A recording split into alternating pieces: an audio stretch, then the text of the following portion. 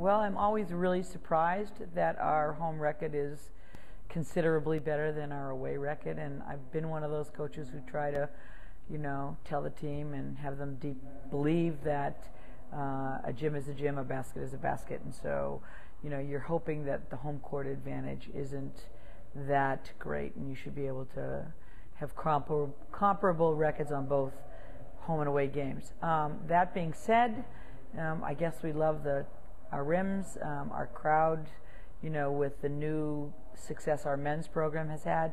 The crowds have been great, the fans have been great, so, and I had a team that just fed off of that this year. So Princeton ran the table last year, so, I didn't want us to believe that they were unbeatable, because I felt we matched up really well with them, and I honestly felt had we stayed a little healthier, or if the injuries were a little more shared in the front court and the back court, which they were not, then we had the depth to be able to be in the race the entire season.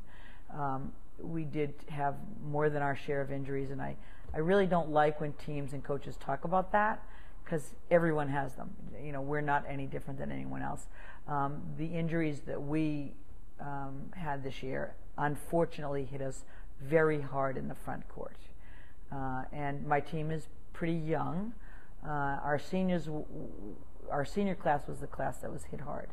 And combined with the senior class is a very young team. And so you kind of want your veterans there to mentor, to lead.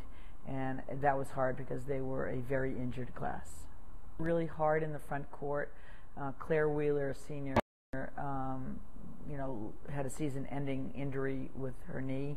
Marissa Brock was at the time one of our most improved freshmen. Great potential in the front court, great athleticism and height. She lost the season to her knee. Miriam, who is hands down our best defender, broke her hand in the Penn game, right in the first Penn-Princeton weekend. And the combination of losing that many forwards that quickly, coupled with Emma Markley has literally not practiced in 2 years. She's played through great pain and great injury and has done a stellar job just being a star for us and being one of the better players in the Ivy League. She's done that with some pretty horrific injuries. So we had to ask Emma Golan to step up, who is very young, very talented, but very young, and I thought did a nice job. Elise Gordon, a freshman, again, very talented, but very young. She stepped up and was an enforcer for us down the stretch, where we finished strong by winning, beating Dartmouth on the road. Ellie Hagedorn stepped up. We had our first guard off the bench. Jasmine Evans played with a broken hand most of the season. And Ellie stepped up, I thought, and did a terrific job by the end of the season for us. So we're very, very young still. We'll be young again next year. So we're improved. We're an improved defensive team. We are still a work in progress. I'm not sure the statistics always tell the whole story.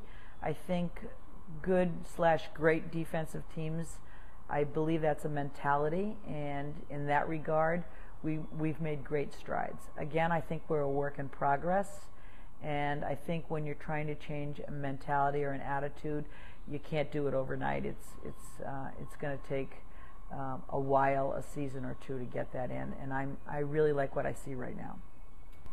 We're all very excited about next year. Again, I said we're young, but we have some great veteran talent in Brogan Berry as our starting point guard. And now all of our talented sophomore classes will be juniors, and our talented freshman class will be sophomores. And that's just a year more experience.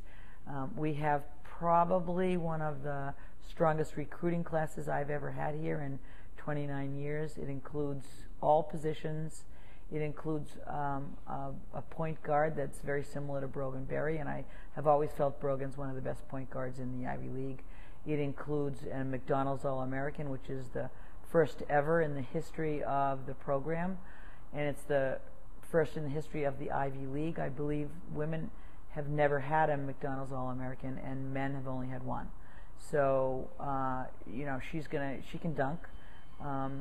We have others who were also highly recruited by some top 20 teams in the country, and again, they felt Harvard was the right place for them. So, we have to make sure that this kind of talent gels with what I think is already a very talented team. But we have a bright future. We're really excited about next year.